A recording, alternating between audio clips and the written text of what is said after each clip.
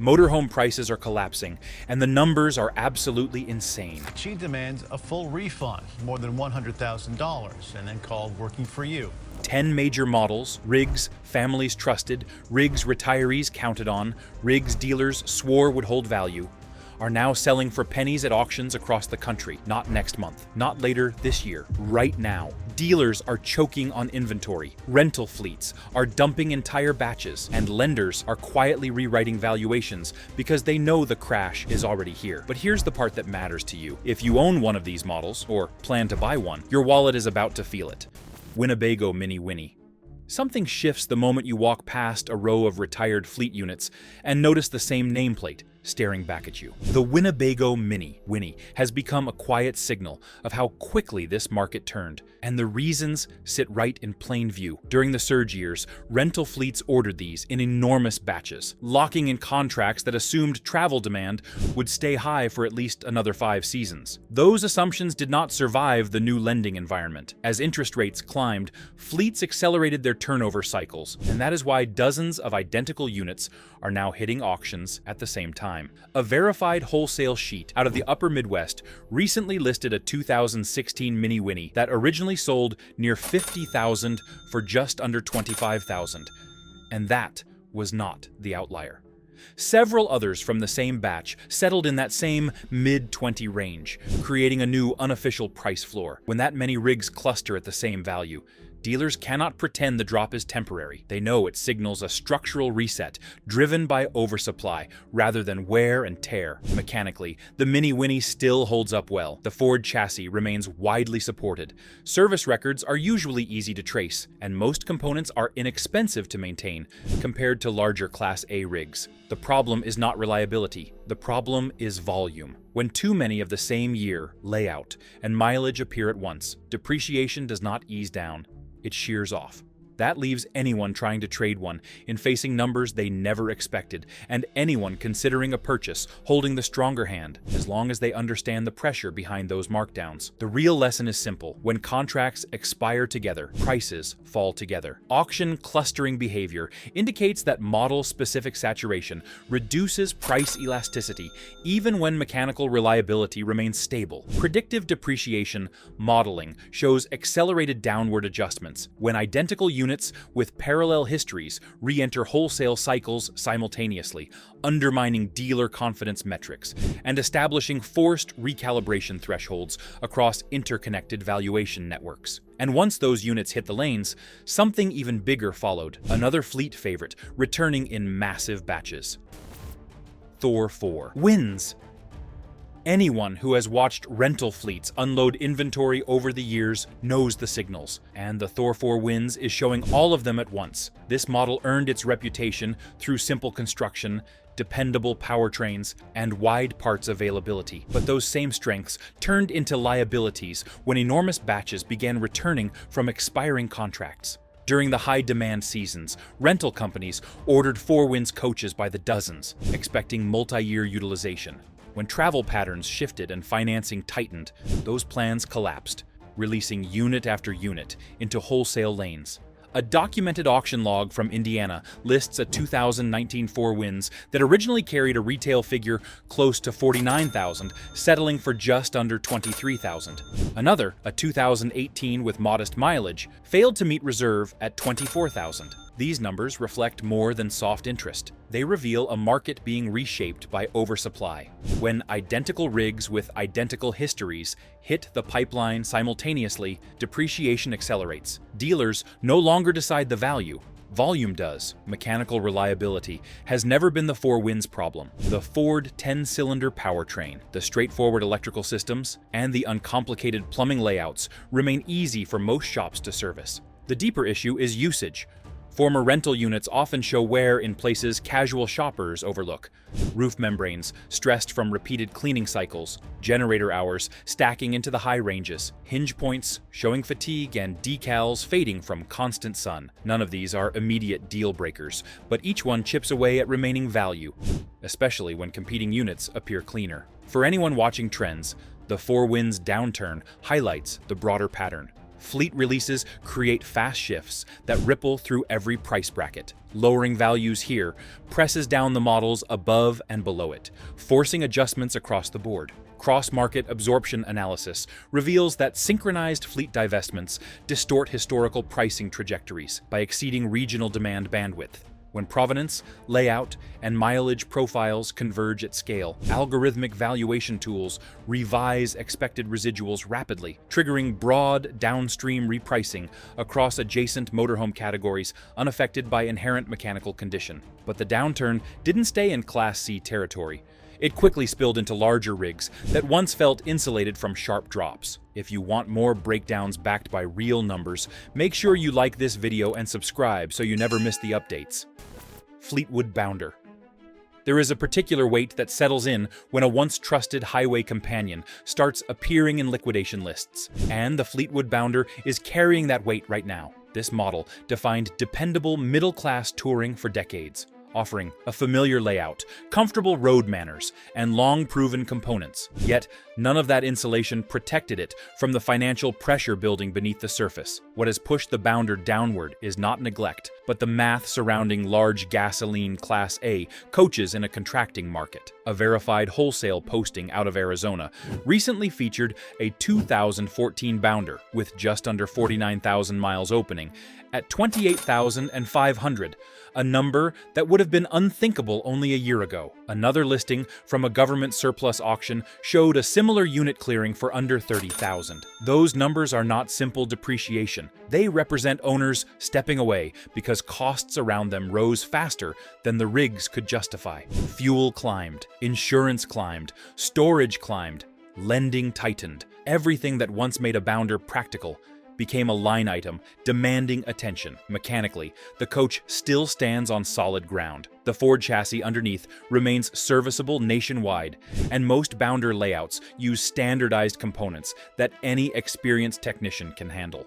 The vulnerabilities come from age-based systems that are expensive to refresh, hydraulic leveling assemblies that have cycled thousands of times, roof membranes nearing their service horizon, electrical boards with discontinued replacements, and air conditioning units strained by repeated long-season use. None of these issues guarantee failure, but they all erode confidence, especially when better-funded sellers are offloading their fleets at accelerated speed. The Bounder's descent shows how financial pressure does not care about heritage. Once long-held assumptions meet rising operational costs, market value moves quickly. And when a respected gasoline Class A enters the discount lane, it sends a ripple outward. Operational cost indexing shows that rising fuel, insurance, and storage expenditures disproportionately impact large gasoline Class A units, accelerating voluntary liquidation events. As ownership burdens exceed historical norms, wholesale risk spreads widen, compelling lenders and dealers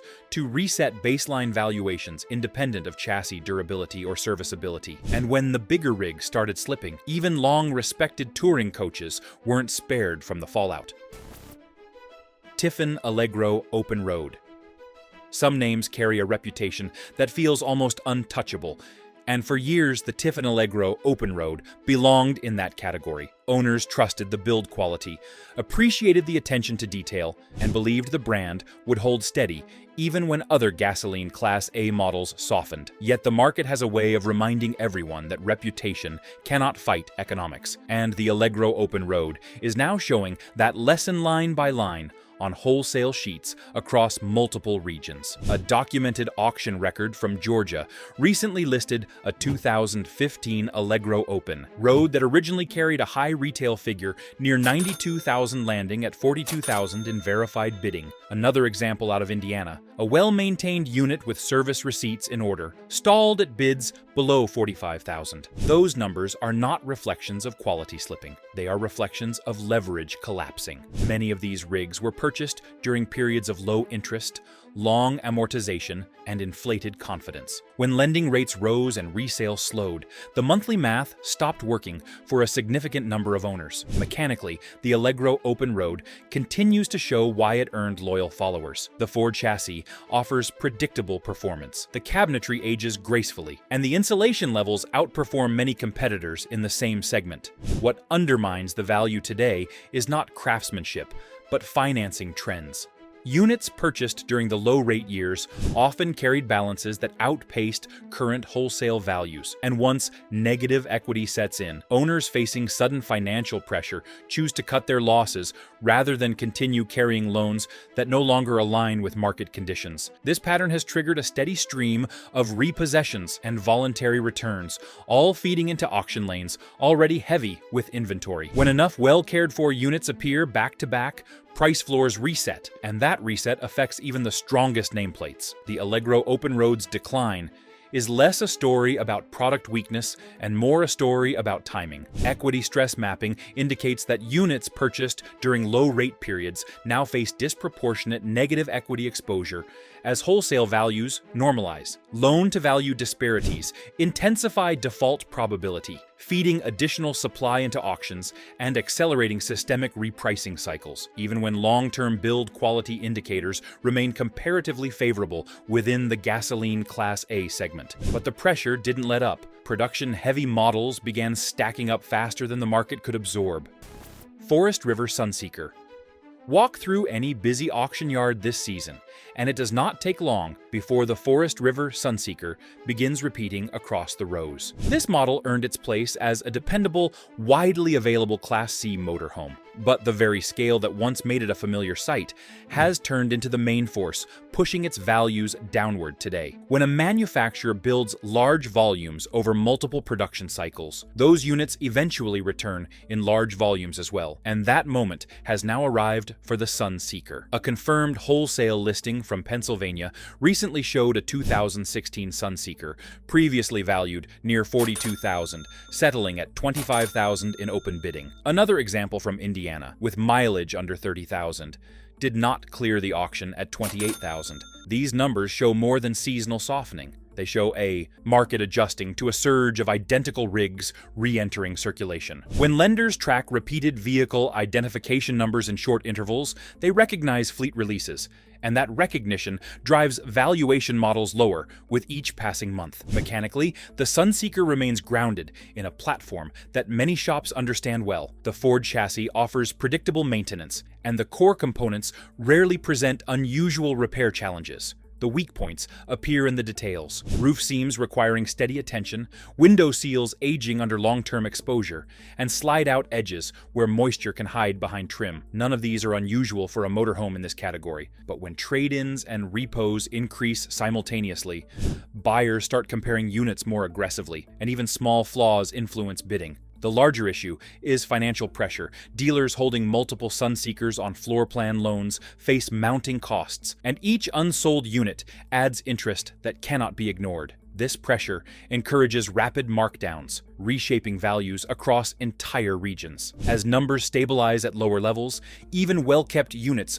follow the new price floor automatically. The Sunseeker's slide is a reminder that volume becomes vulnerability once demand softens. Vine recurrence tracking highlights elevated turnover density that signals large-scale model saturation, as lenders detect repeated unit identifiers entering auctions in compressed timelines. Residual value algorithms shift downward automatically, diminishing dealer negotiation margins and reinforcing accelerated depreciation patterns throughout the mid-tier Class C motorhome ecosystem. And once production volume turned into oversupply, smaller dealerships faced a new kind of financial strain: Coachmen Freelander.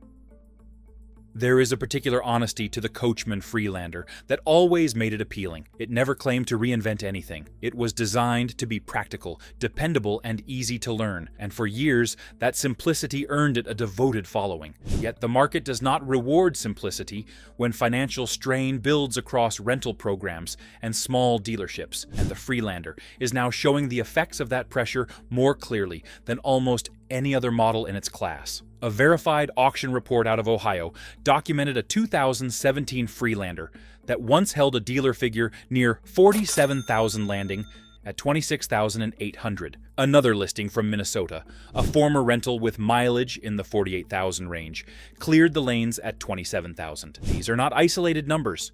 They are part of a widening pattern caused by floor plan debt. Small dealerships often finance multiple Freelanders at once, and each unit carries a monthly interest cost that approaches $500. When a dealership holds several of them, the strain becomes immediate, and liquidation becomes a financial necessity rather than a choice. Mechanically, the Freelander still offers what made it trusted. The Ford platform remains predictable. The drivetrain components are widely supported, and most interior systems can be repaired without specialized equipment. The weaknesses show up in the cosmetic and age-based details. Drawer slides that loosen after years of use, decals that fade under heavy exposure, and seals that dry along slide-out frames. These are manageable issues, but in a saturated market, small flaws create leverage for anyone buying and create losses for anyone trading. Floor plan debt modeling demonstrates that prolonged inventory retention amplifies monthly interest exposure, compelling smaller dealerships to liquidate below expected benchmarks. When multiple units carry parallel financing pressure, localized price floors collapse faster than national averages, generating region-specific depreciation anomalies that propagate outward through competitive pricing adjustments. What makes the Freelander's decline important is the timing behind it. When dependable models feel pressure, it signals broader shifts reaching into the mid-tier segment. Lower values here pull down the averages above and below, setting the stage for the next downturn. But the shock didn't stop with the mainstream units. Even niche designs started feeling the squeeze. If you want to stay ahead of the next round of markdowns, subscribe now. The changes appearing in today's listings are only the early indicators, and the coming weeks will reveal even more significant adjustments that can directly shape your next decision. Thor Axis and Vegas. Shift your attention to the Thor Axis and Thor Vegas, two compact Class A designs that once promised convenience without compromise. Their size made them appealing for travelers seeking shorter rigs without giving up interior comfort. However, the very features that seemed forward-thinking now contribute heavily to their declining resale performance. Recent wholesale documents from Florida showed a 2017 Vegas finishing at $36,000 despite strong maintenance records. Another listing from Indiana featured a 2016 Axis that could not clear $32,000 during verified bidding. These numbers reveal a market readjusting values based on unfamiliar dimensions and limited cross-segment demand. Buyers comparing rigs at similar price points often choose larger footprints, pushing compact Class A models downward. Mechanical components remain stable thanks to the Ford E-Series foundation, yet maintenance costs rise when specialized parts become scarce. Roof assemblies, slide mechanisms,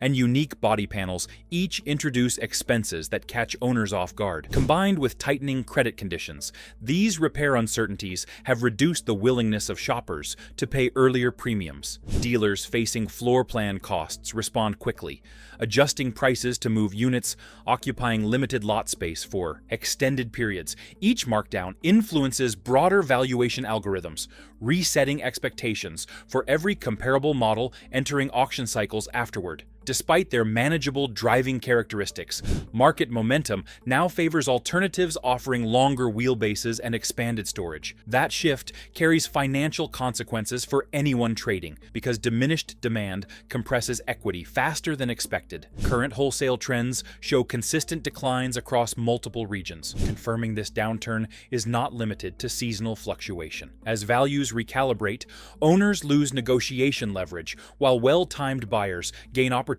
grounded in broader economic conditions. These conditions continue pulling compact Class A motorhomes downward, even when build quality remains generally respectable. The trajectory illustrates how niche categories become vulnerable once confidence weakens and competing choices expand across the market. Segment-specific demand analysis shows that compact Class A units experience sharper valuation compression when consumer preference shifts toward greater interior volume at comparable price points. Limited cross-segment substitution restricts buyer competition, forcing accelerated markdown cycles as inventory aging metrics exceed optimal retail turnover thresholds. And as conditions tightened, mid-tier motorhomes that once felt stable started showing cracks in their resale numbers. Jayco Greyhawk. There is a moment in every market cycle when a model that once felt steady starts showing up in auction results with numbers that make longtime owners pause, and the Jayco Greyhawk has reached that moment. This motorhome earned its following through stronger insulation, quieter road manners, and a reputation for being a dependable step above entry-level offerings. Yet even solid reputations bend when rising costs and shifting demand begin pressing from every angle, and recent wholesale activity proves the shift has arrived. A confirmed report from Michigan listed a 2016 Greyhawk with mileage just under 28,000, selling for 26,000 after originally holding dealer figures near 47,000. A separate Pennsylvania sheet showed a 2017 Greyhawk equipped with a full slide receiving bids that did not cross 29,000. These are not temporary dips. They form a trend driven by saturated inventory. During the surge years, Jayco accelerated production, running extended shifts to meet soaring demand. When interest rates increased and rental refunds intensified, those same units flowed back into dealer lots and auction lanes in rapid succession. Mechanically, the Greyhawk remains structured around the dependable Ford platform, offering familiar service points for most technicians. Interior durability is generally respectable, with cabinetry holding shape and seating materials wearing at predictable rates. The underlying issue lies in the volume returning at once. When dealers hold multiple Greyhawks on floor plan arrangements, each unit adds monthly interest obligations. Rising insurance premiums and slowing retail traffic compound that pressure, making aggressive markdowns a financial strategy rather than a preference. Cosmetic wear also influences current values. Owners comparing rigs often notice early seal fatigue along slide-outs, subtle roof wear, or electronics aging beyond warranty coverage. While manageable, these details factor into appraisal formulas, especially when several nearly identical units surface in the same regional market. The Greyhawk's decline highlights how confidence can shift quickly once inventory stacks too high for demand to support. Production cycle review indicates that elevated output during surge years created a lagging surplus, now re-entering wholesale markets simultaneously. When supply density outpaces seasonal absorption capacity, appraisal models adjust downward, prioritizing turnover velocity over historical reputation, resulting in structurally lower equilibrium values across the mid-grade Class C segment. The real alarm bells rang when even long-time driveway showpieces began slipping into the discount lane. Holiday Rambler Vacationer. What makes the recent shift surrounding the Holiday Rambler Vacationer so striking is how quickly a long-respected Class A motorhome moved from driveway centerpiece to discounted listing. For years, the Vacationer carried an image of quiet confidence, built on polished fiberglass sides, comfortable interiors, and a long-running name that felt steady even when broader markets softened. Yet, no matter how strong a reputation appears, it cannot hold back the financial forces now pushing this model into unfamiliar territory. A verified Nevada auction record recently listed a 2014 Holiday Rambler Vacationer with 43,000 miles closing at 29,000, down dramatically from a previous retail listing of 78,000 just one season earlier. Another example in Indiana, carrying a clean ownership history and upgraded tires, stalled at bids beneath 30,000. These figures show a structural correction unfolding, not a momentary dip. Insurance premiums increased, bank lending standards tightened, fuel and storage costs climbed. Every operating expense surrounding large gasoline Class A rigs pressed upward, and many owners chose to exit before those costs accumulated further. Cost pressure analytics reveal that operating expense inflation disproportionately affects aging gasoline Class A models, prompting early exit decisions even among long-term owners. Rising repair estimates, combined with shrinking retail demand, compress auction acceptance thresholds, accelerating depreciation sequences irrespective of historical brand prestige or previous retail positioning. Mechanically, the Holiday Rambler Vacationer remains grounded on proven Ford foundations. Yet, aging components now collide with today's repair costs. Hydraulic jacks approaching the end of their service cycles, older roof reseal requirements, and electrical control boards nearing failure create estimates that make potential owners pause. That hesitation pushes wholesale values lower, especially when similar units appear in quick succession. Prestige offers no protection once operating expenses exceed comfort. As more vacationers reach auctions, price floors reset, and comparable gasoline rigs follow downward. downward, creating a ripple that spreads across every connected segment of the market. And just when it seemed like the crash was limited to motorhomes, the impact hit lightweight towables as well. Bullet travel trailer.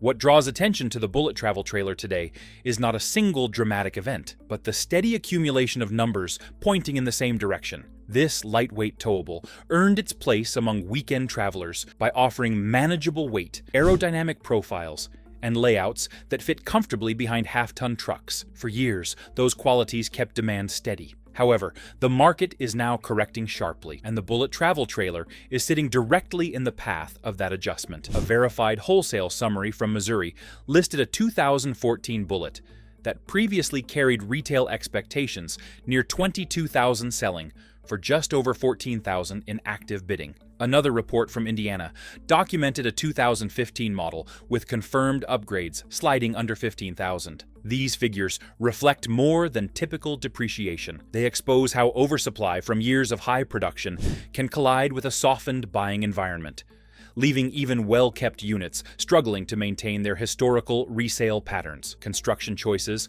also influence current valuations. The bullet travel trailer uses lightweight materials, helpful for towing, yet sensitive to long-term moisture exposure. Roof seams require consistent maintenance. Window seals age sooner than many owners anticipate. Subfloor softening, aging seals, and moisture wear become price-cutting leverage when many bullet units flood the market. Owners who financed during low-rate years now face negative equity as interest rises and trade-in values fall. Dealers carrying multiple units on floor plan loans/prices, forcing rapid regional resets and accelerating depreciation. Lightweight construction sensitivity data shows that moisture-related degradation risks elevate long-term valuation volatility when supply volumes rise sharply. As identical trailers flood regional markets, wholesalers adopt more conservative pricing curves, accounting for potential hidden wear and reduced resale resilience, thereby pulling average bid ceilings downward across connected, towable categories. That's the truth behind this crash. Now, I want to hear from you. Are prices dropping where you live? Drop a comment and share what you're seeing. And if this helped you stay ahead of the market, hit like, subscribe, and turn on notifications. More updates are coming, and you won't want to miss them.